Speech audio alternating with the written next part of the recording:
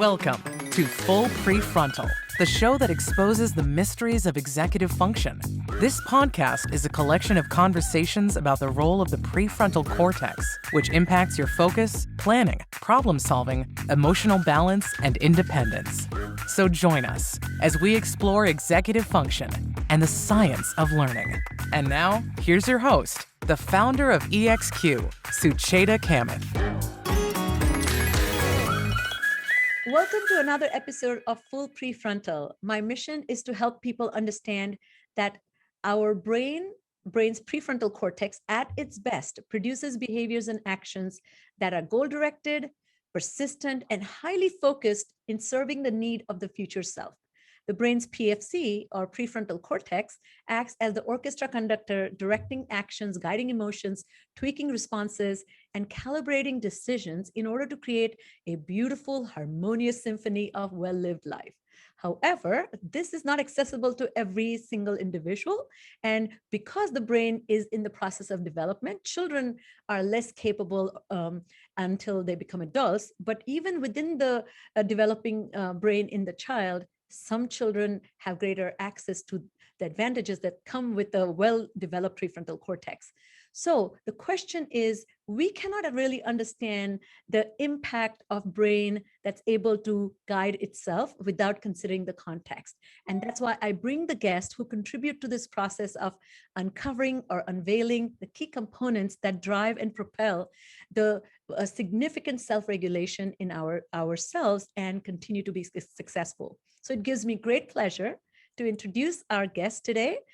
Our guest is Dr. Pedro Noguera, who is Emery Stroop and Joyce King Stroop Dean of Rossier School of Education and a distinguished professor of education at the University of Southern California. And I know you started there, I think, recently, if I'm correct. Before that, he has a long journey of amazing, successful career, including being at the endowed chair at NYU, Harvard, and University of California, Berkeley. He is an author of 15 beloved books. I haven't finished all of his 15 books, which is on my to-do list. I have finished 3 most important ones that I found extremely informative. And he also is a most important contributor to our educational leadership's understanding of how to create equity and really understand student agency. So welcome to the podcast, Dr. Pedro. I'm going to call you Pedro. Yes, please. Great to be with you, Sucheta.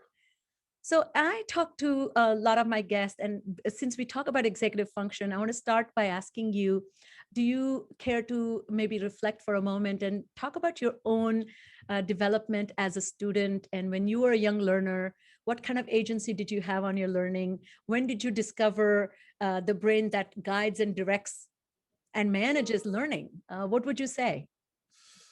Well, I would say I was lucky because my parents strongly encouraged us to read independently. And I point out that neither of my parents went to college, neither graduated from high school. Really? But they sent all 6 of us to college, some of the top colleges in the country: Harvard, Brown, Cornell, Berkeley. And on Saturdays, after we would do our chores, we lived in Brooklyn, they would make us go to the library, as if that was a daycare center or something. But fortunately for me, there was a very nice librarian, a Panamanian woman named Mrs. McDonald, and she would take interest and she would talk to me and to the others about what our interests were. And when I was 8 years old, she recommended a book to me, A Wrinkle in Time. It's a well-known book. They made a movie about it not long ago. I would have never read that book because it wasn't my kind of book. I didn't like science fiction. There were a lot of things I didn't like about it. I liked Mrs. McDonald, and I fell in love with the book. And within a week, I was done. I was back, ready for more. And that really put me on a journey to become an independent learner, because one of the things, we make it seem harder than it is. Our goal should be to encourage children to become independent learners. Yes. Right? Not dependent on the teacher. And reading is one of the ways to do it. And if you can cultivate in children a desire and love of reading early, then everything else gets a lot easier. Wow, there's so many things that I can think of as I'm listening to you. First of all, congratulations to your parents, because they themselves sound like had some secret sauce about Oh, yeah. motivating their children to pursue or even discover the joy of learning and engagement. I would love to bottle that. So maybe you can tell us how they did that. But I do want to quickly tell you my personal story. I grew up in India. My mother was an 8th grade graduate. My dad was did not grow up with lower middle class, you can say, but did not have access to college. So went to college as he was working. But they both instilled deep love for learning. And one of the nerdy things we had in our house too is to go to the library. But the unfortunate part of the library that our town belonged to would allow one book per week. And I would finish that book on the way from library to home. So I would sit in the library and finish reading 3-4 books. And then the librarian, who turned out to be a little bit mean, but she discovered that I was I was not being faithful to reading. So, I mean, I was hogging all the books. So anyways, what's so interesting to me that your love for learning eventually translated into you taking deep interest in learning how to learn, sounds Right. like. So you are a social scientist, if I may say so, and your interest is in the relationship between culture and society and individuals in the society and how that interplays. Tell us a little bit how is that interest has shaped your interest, how that interest has shaped your understanding of education, learning, and student agency. So, one of the things we know is that what's happening outside of school in the lives of children, in the economy, in the political environment, in their culture, it also shapes their experience in school. However, it tends to be, especially in the United States, we don't recognize that very well. We kind of know it intuitively. We know, for example, that poverty will shape educational experiences for kids, but we do very little to address it. We know that culture shapes educational experiences for kids and influences how they learn things, but we do very little to address that. So it turns out that although context is clearly very important, as is culture, these are not topics that educators are well schooled in and know how to account for when teaching children. And so, the mistake I often see is we expect children to learn the way we teach. Yes. And if they can't do it, we blame the child or we blame their family. Yes. What we should be doing is teaching kids the way they actually learn. But to do that, you have to know those children. You have to know something about those children, how they learn, what they're interested in, what they're motivated by, what challenges they face. What I often say is the more we know about the children we teach, the more we'll know about how to teach them. But I say more often than not, all we know are stereotypes. And the stereotypes inform assumptions that are usually, particularly with poor children of color, influenced by deficit thinking about those children. And that actually gets in the way of cultivating the talents in children. I think what strikes me about that is this idea that if you are coming from poor background, you don't have enriched life experiences. And to me, experience itself is enriching or enriched enough to teach so many things that may not be pertinent to the teacher's interest in students' learning, is what you're saying. Absolutely. Right? So what can you tell us, what's a good way to tap into students' learning experience or life experience, and in the context as the teachers are trying to accomplish some goals that they have for learning? And so I'll give you a quick example. I think one of your students, Aninda Kundu, actually, I heard him talk about this. I think he's one of your collaborators now, but he was talking about the teachers in California who actually realized that the students were not engaging. So educational experts recommended that ask the students, do you have a backyard? What do they have? So they had access to their backyard. So they came up with this project to study lead content in their backyard soil. And then that became, based on their study, they actually came up with a proposal to send to their local district or my state legislative entity. That was brilliant, right? So how do you So actually, see? Anindya got that story from me, but I'm glad he's sharing Oh, it was it because yours? it's I an knew there was. example. You What did it say is, it's that. an example of how do we make education relevant to the lives and experiences of children. So here's another example I just heard. A kindergarten teacher had the children outside playing in the yard, and one of the children found a dead bird. Well, children are extremely curious about animals and about death. Yes. So everybody was there looking, and they wanted to, can we touch it? What happened? How do you think it died? The teacher proceeded for the next 2 weeks to create lessons around the I bird. love that. They buried the bird. They talked about, what should we do with the bird? And they all agreed we should bury the bird and honor the bird.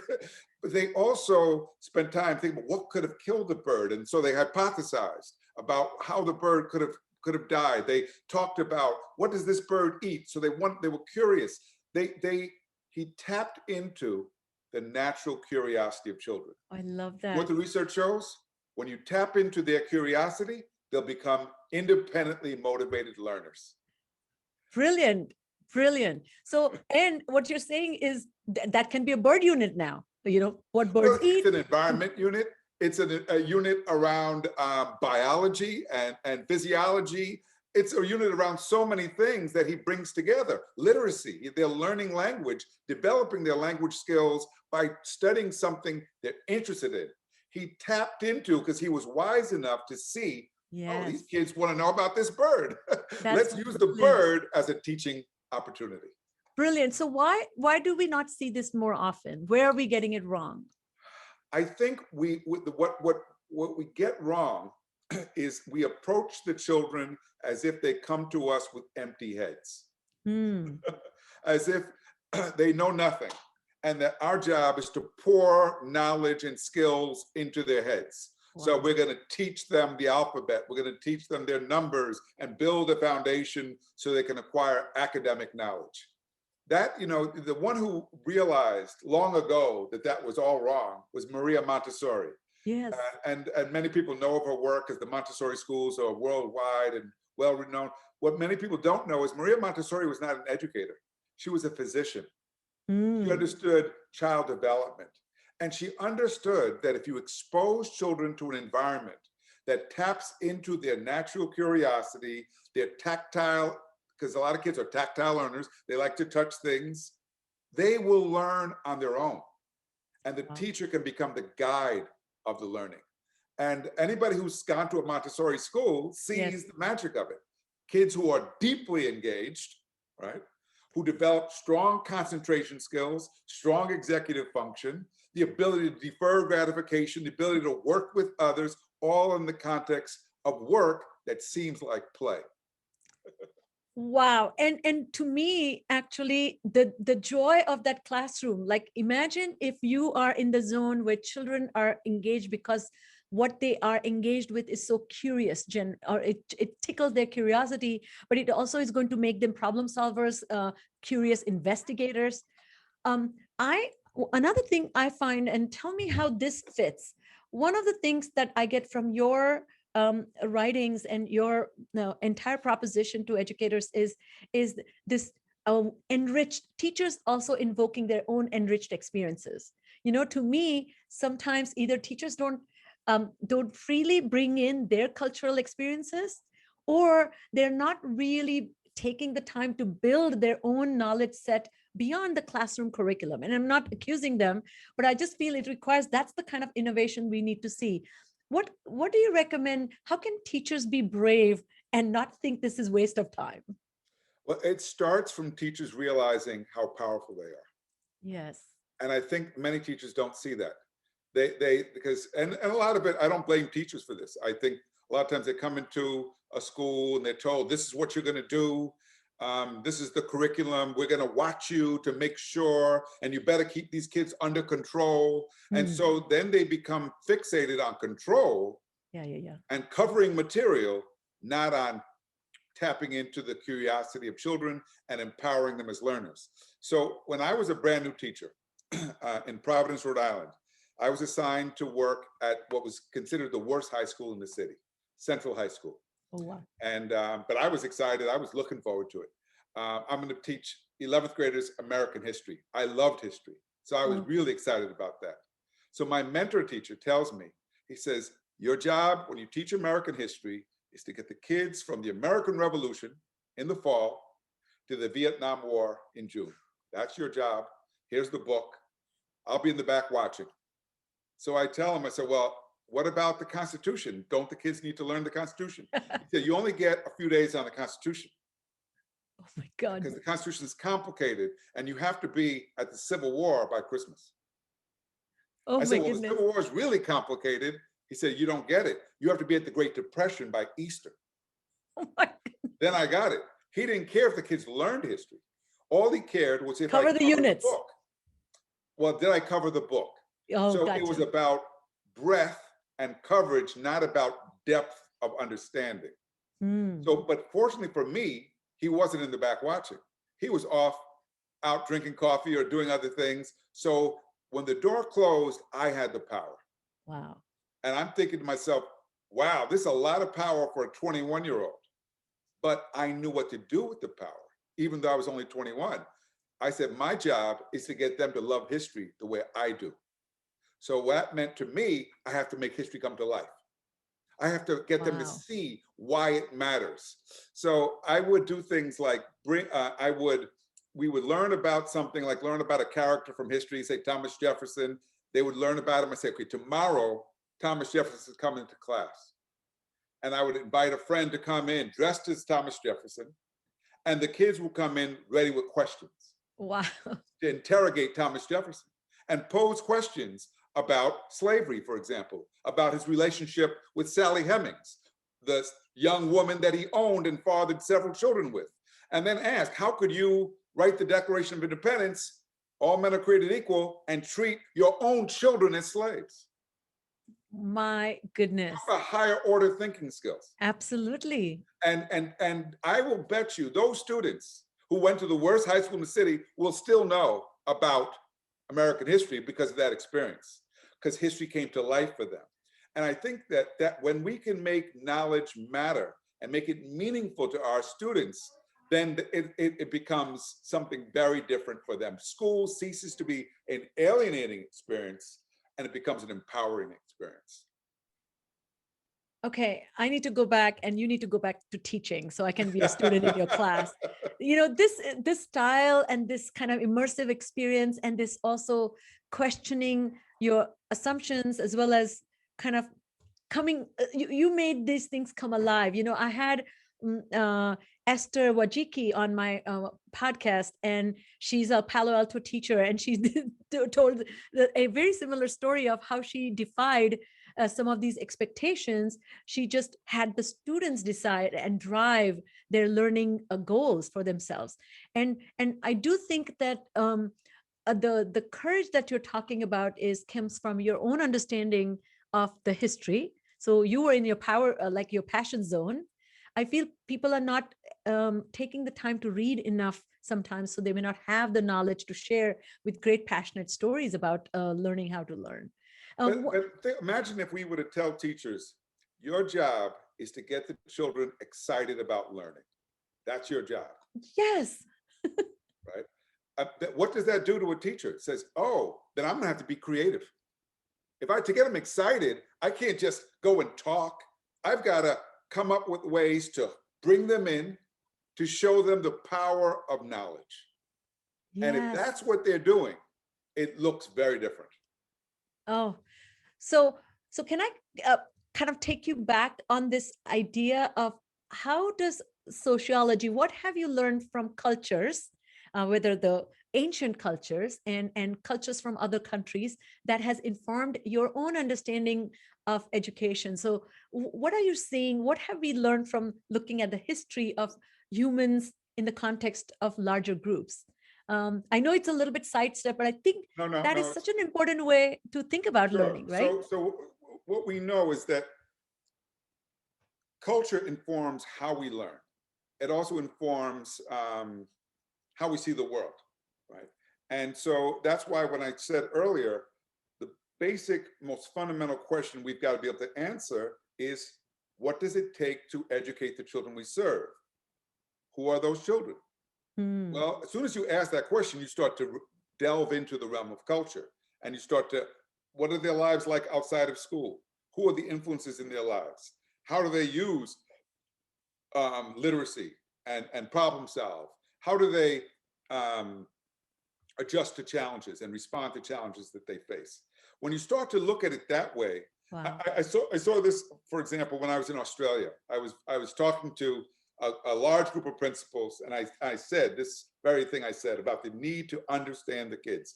And one of the principals shared a story. He said he was teaching in a very remote setting, the outback, right? And mostly Aboriginal children. Yes. And it was so remote that he had trouble recruiting teachers because nobody wanted to live there. It was so far away. And the school was just doing terribly. The kids were not performing well on the test, the standardized test. And he was at a loss of what to do. And one day, one of the kids invited him to go fishing. He said, "Do you like to fish?" He said, "Sure, I like to fish." He said, "We're going to go fishing on the weekend. Why don't you come with us?" So he shows up with a big, fancy fishing rod to go fishing in the stream, and he sees the kids. All they have is string and paper clips that they're using to catch fish, but they're out fishing him. And so he puts his rod down and he says, "Okay, show me how you do it." And then as they're showing him, he has a revelation. How do these kids learn to fish? Oh my God. They didn't learn to fish the way we've been teaching them in school with somebody lecturing at them. These kids learn by doing. They learn by watching. To fish well, you have to understand currents. You have to understand the wind. You have to know when the fish are going to be there, what the fish like to eat. Oh my God. It totally changed his whole framework and the way he was viewing the children. And that's what we need to do in more schools, is reorient the framework away from focusing on what the children don't know to recognizing what they do know and building upon that foundation. Because as we build upon that foundation, we can, in fact, introduce children to new ideas, new concepts, new skills.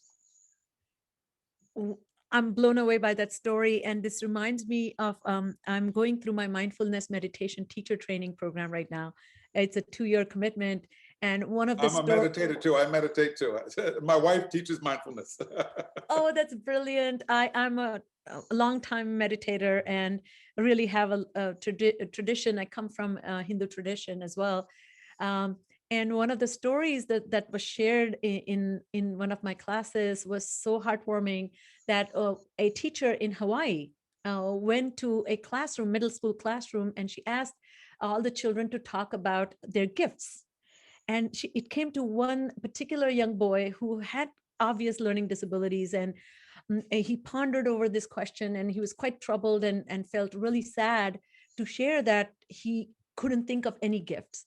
And she felt horrible of even asking him. And then the class ended, and a couple of days went by, and then she had gone to a grocery store, and she saw the boy there with her family, and he came running to her, and he said, "I really," and she was a little bit embarrassed because she's like, "Oh my God, he's probably devastated that in front of the class, he had nothing to share." And she said, "I really, really am not good at reading. I really, really cannot write. And I was thinking about, but I want to share with you that I go to the ocean and fish come to talk to me." And she said, "Really? Tell me what do you mean by that?" He said, "Even sometimes sharks come and talk to me, but I tell them, I don't need you because I need the other fish. But I always tell the ocean, I will only take 2 for my family. I don't need all of them. So anytime I stand next to the ocean, all the fish come and only few I take with me." And she was just like your story. She was like, "What are you talking about?" So turns out he had this incredible knack of using some sounds to draw fish to the like even to a shallow part of the ocean. But anyway, that just reminded me that she would have never even gave him any credit. But what I'm getting from you though is this deep interest in human condition. You're inviting every person involved in education or interactions to take interest in other person's life. That's right. And Because what that's that what story education is. should do, is elevate the human condition. Yes. Enable us as human beings to better navigate the world, to better, to learn how to live together so that we Yes. live peacefully and in harmony. And we don't think about education as doing that. We don't think about the No. role of education to be to teach us how to live. Yes. Which is so But if sad. you don't learn how to live, if you don't learn how to support yourself because of your education, then how useful was your education? My father, I mentioned a while ago that my father did not have a high school degree or a college diploma, but he was a very well-read person. He was also a very traveled person because he had been a merchant seaman. So he traveled all around the world, Wow. could speak several languages. And before I went off to college, he said to me, he said, you can get a free education with a library card. You know that. Right? That's what I've done. He says, don't go to college and become an educated fool.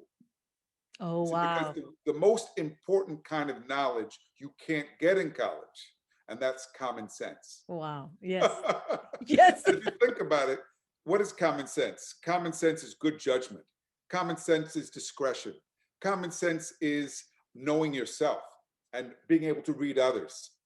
If you don't learn those things, you go through life making lots and lots of mistakes.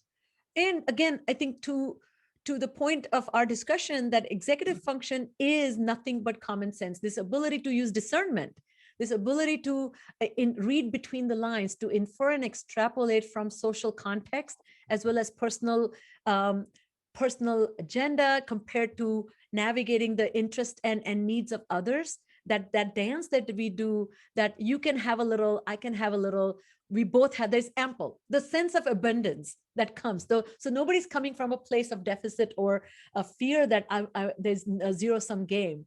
So tell me, in your experience now, let's talk a little bit about equity. What is your definition of equity, and how do the challenges around the learning and teaching kind of are exaggerated by the issues of race, issues of differences that are hyper focused, or preconceived notions, and people's lack of access to their own biases? Yeah.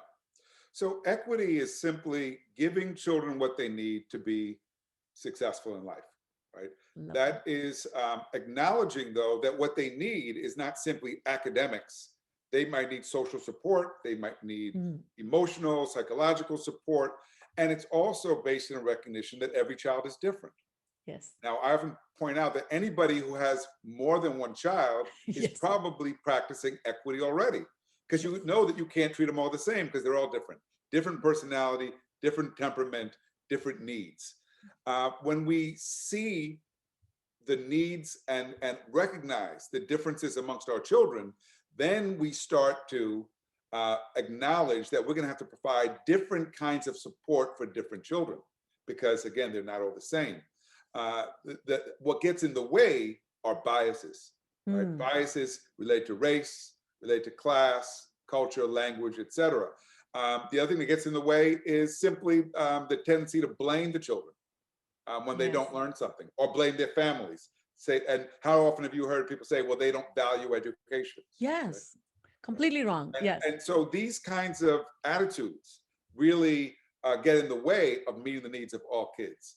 But the good news is, and I always remind people this, I can point to schools in various parts of the world that serve all kinds of kids.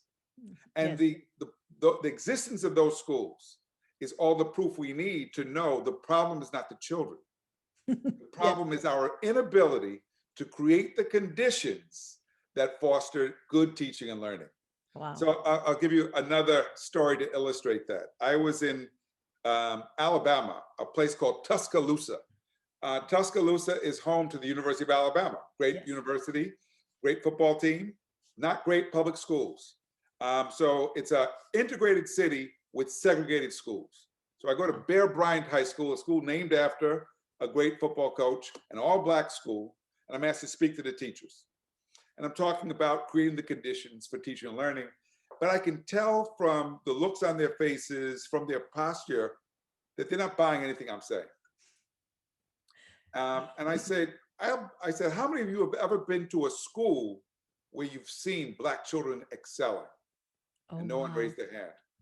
I said, you've never seen Black children who are excited about learning, who are motivated, who are doing well academically? I said, nope. I said, well, if you've never seen it, I bet you don't think it can be done, do you? And they said, that's right. I said, well, I'll challenge you to come with me. I can take you to schools where Black children are excelling. And to their credit, they sent 8 teachers to come visit me in New York City. Oh my I goodness. took them to a school called Medgar Evers Prep, named after the great civil rights leader. And they were blown away by the children, by the students, by their commitment to their education, by their passion, by what they were accomplishing. And it was interesting when I debriefed with them about the visit.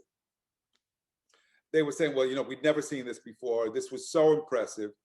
And what they started to realize, but didn't say it, is the problem wasn't the children.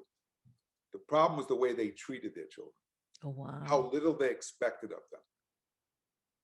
Now, Wow. I don't think that simply visiting, because only 8 of the teachers went. There's still a whole nother 40 or so left behind. So can those 8 change the mindset of their colleagues? I don't know. But that's what we have to do, is change the mindset. Carol Dweck, whose work I'm sure you know, Yes, talks about mindset, a fixed mindset versus a growth mindset. But she points out that if you want children to have a growth mindset, which allows them to see themselves as having the ability to learn something if they apply themselves, if they get the support and help they need, for that to happen, the adults have to have a growth mindset first. And if they don't, it's not going to happen. Well, 2 thoughts come to my mind about this. One is, I think what you did for them is, again, one of the things I'm really getting a sense of how you're approaching is this incredible trust and compassion, even though they are coming from fixed mindset. So you're very patient and tolerant. I love that, tolerant. But what you really did is, how much ever you might have lectured them that no, they're very successful people, you actually said, let me let you experience it. Experience is such a great teacher. And I feel that can only happen if we cross-pollinate, if we go into each other's communities, if we meet people from completely different walks of life. I think that's not happening enough. America is kind of living in a silo where people kind of become members of their own echo chamber. And I'm sure you have some thoughts about that. And second, just circling back to the topic of equity, the best way I like to explain when I talk about equity is, when my kids were growing up, I have 2 boys, and any dessert we would give it to them. The rule was, one will cut it into 2 pieces and the other one will have first dibs. So if you want to equal, I mean, you can decide to cut one big and one small, but the other one gets to pick it. That kind of instilled this sense that I need to think about, how will this be for the other person? And I think we are not doing that enough. But question about this idea that, let's just take, I was putting some stats together, which I don't need to share. You probably breathe this space in this space, but NCES sorted the 8th grade math achievement data between 1990 to 2015 and sorted it by race, ethnicity, and family income. And it showed that achievement gap between the students by the groups were narrowing, but it still continued to be wide. For the lowest performing gap was for our Black children. So this is a very different question. I feel if you put up a slide and showed it to educators, they probably are going to be aghast. But why does this understanding that it's not, I think, fully absent, but why does this not translate into changing into policies and actions and deeply seated structural changes? Like, when are we going to come to that place where this knowledge of disparity between the way achievement is working for students will change? How do you hopefully think about this? So so what I did in that example I gave of going to that school in Alabama was I created dissonance for those teachers, right? So I shook up their assumptions about their students by showing them Black students who are thriving and excelling. So they changed the way they were thinking about it. We have to do that more and more and more, because the way we have, okay, so think about it like this. In any society, a group that's been hated, a group that's been oppressed, usually doesn't thrive. How could, if Black students were excelling in America, given they have the highest poverty rates, the highest unemployment, the highest rates of homelessness, that would be amazing. I know. Right? It'll be all their grit, in quotes. No, I'm just kidding. But think about it. Yes. Despite all those hardships, you look at the accomplishments of Black individuals in the arts, in music, in literature, and we can go on and name outstanding individuals, many of whom came from impoverished backgrounds. Yes. So what we know is that there's talent in those communities. But here's the problem. In this country, unless you have talent in athletics, right, you're fast, you're strong, or in your ability to get the opportunity to develop those talents will be very limited, because it's going to be limited by virtue of what kind of school you attend. Yes. And in this country, we tend to give kids from impoverished communities an impoverished education.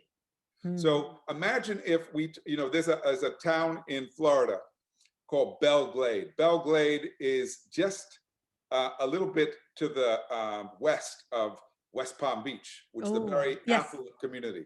But Belle Glade is very, very poor and predominantly Black. Many of the houses don't even have indoor plumbing. But it's produced more professional football players than almost any town in America. Now, why is that? Well, it's because we love football. And so coaches know that there are kids in that town who run fast, who are strong, and who with the right training could become excellent football players. Well, suppose we said, you know what? I bet you there are some potential scientists in Belle Glade, and there are potential writers and artists and doctors in Belle Glade. Suppose we took the same kind of approach to developing talent in communities like those.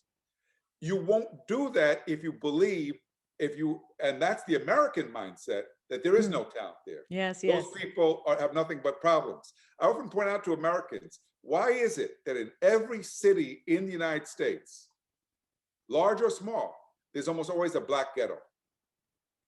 But if you go to Canada, there are no ghettos. Wow. You can go to Windsor, Ontario. Windsor, Ontario is right across the river from Detroit. Okay. Detroit, as we know, is a dying city, predominantly Black. Yes. Lots of poverty, lots of problems.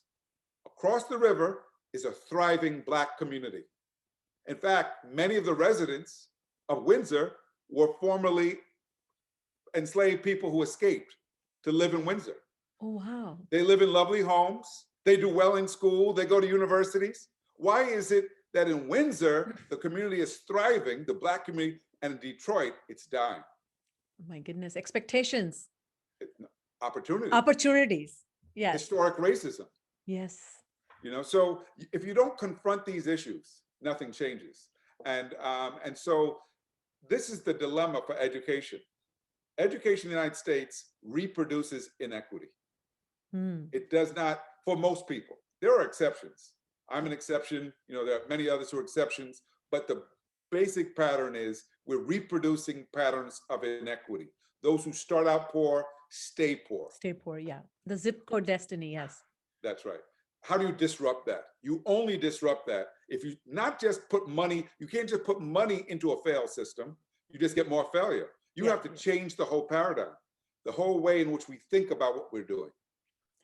Well, I'm so glad that you're sharing actual examples of success, because it's not a dream, it's not an aspiration, it's not like a utopia. One day we'll get there. You're saying we are doing it in so many places. We're just not consistently committed to doing it in every place. Exactly.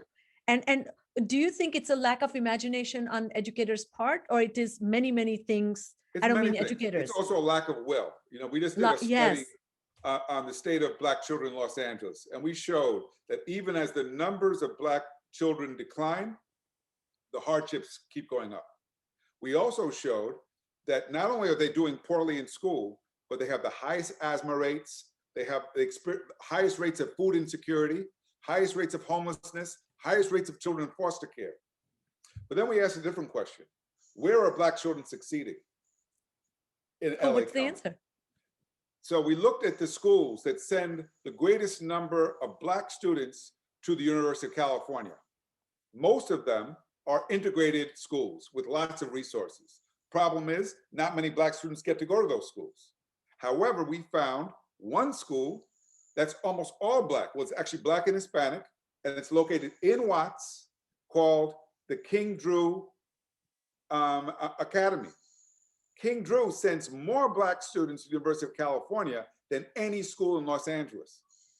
What are What's they getting it different right? about it? It has all the opportunities, kids. It has, laboratories. It has internships. It has an enriched learning environment. Oh my So goodness. now we say, well, then why is there only one? Why aren't there several like that? Why do we accept such an inferior education when we know that the cost of not educating kids is significant? Because those we fail to educate are the ones we're more likely to incarcerate, are the ones who are more likely to end up unemployed or unemployable. So it is lack of will, lack of imagination, lack of vision. It's many things. And lack of actually powering those initiatives with money. So, that 2019 Ed Builder report came out, and that showed like majority of white districts received 23 billion more than majority to non-white districts. I mean, that's really putting your your money where your mouth isn't aligned with some other mission. And their Right. driving force is definitely different. So Yeah, so money's part of the answer, but it's not just money. It's about how the money is used. I see. Well, so as we end this conversation, do you kind of think, how do you think, where do you feel hopeful? As you talk about connecting communities, focusing on human connections, that's another one of the books that you co-authored.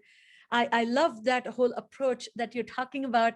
And it's not kumbaya, because it's almost often like people condescendingly talk about kumbaya. It's such a great concept. You know what I mean? So how do we stay hopeful, committed to excellence, and never stop with effort? How do you envision if everything was going your way? My hope is that the pandemic provides us with a moment to reflect on how to make it better, right? This disruption has slowed everything down, and many of us, myself included, I'm saying, my life was not good before. I was traveling too much. I didn't spend enough time with my family. Because of that, I didn't sleep as well. I didn't eat as well. I didn't exercise as often. Now I need to take more control. I'd say that similarly, we have to think about schools that way. We can't just go back to the way it was, because the way it wasn't working for many kids. We need to make it better. We need to make it more equitable, more engaging, more supportive of our children. And if we could do those things, but for that to happen, we've got to let people know it's possible. And that's why I think what you're doing with this podcast is so important. Get the word out that we don't have to settle what we have right now.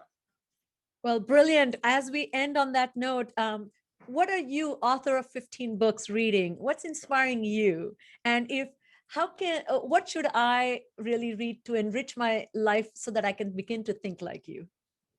So I started reading a book called Making All Black Lives Matter. It's actually by a friend of mine, Barbara Ramsey. She's an historian at the University of Illinois, Chicago. I'd recommend it because, if you look at what's happened, just that simple term, Black Lives Matter, evokes so much fear. Yes. Right? So that now they say, that's a terrorist organization. They want to make Black Lives Matter. My goodness. Think about the irony of it, right? Because they believe Black lives don't matter, shouldn't matter. Yes. So I'm reading it, trying to get some perspective on that, and trying to find ways to be able to talk to others so that they could also realize, humanity, our ability to thrive as a species is limited when our neighbors, when those around us are not thriving. And that's what we wrote about in that book, The Crisis of Connection.